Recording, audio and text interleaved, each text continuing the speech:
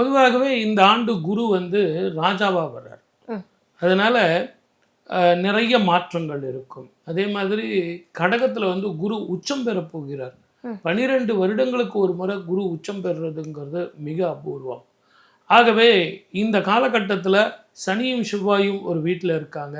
இப்படிப்பட்ட காலகட்டத்துல கேதுவோடு ஞானகாரகன் சேர்ந்து இருக்கிறது 18 வருஷத்துக்கு ஒரு முறை பிறகு நடக்குது. இவங்க சேர்றாங்க. ஆக இப்படிப்பட்ட ஒரு அபூர்வ சந்திப்பு சேரும் காலங்களில் நிறைய நிகழ்வுகள் நமக்கு நிச்சயமாக உண்டு.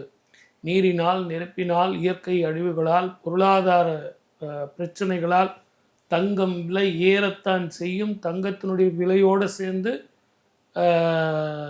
எல்லா மெட்டலுமே ஏறும். வெள்ளி, இரும்பு, தாமிரம், பிளாக் கோல்டுன்னு சொல்லக்கூடிய பெட்ரோல், இது எல்லாமே ஏறத்தான் செய்யும். அதே மாதிரி பகைவர்களால், வேற்றுமொழி இனத்தவர்களால், அண்டை நாடுகளால் மத கலவரங்களும் இனக்கலவரங்களும் வரத்தான் செய்யும். ஒரு ஜோதிடத்தினால ஏற்படக்கூடிய கிரக மாற்றங்கள்னால அரசியல் மாற்றங்கள் நிச்சயமாக நிகழும்.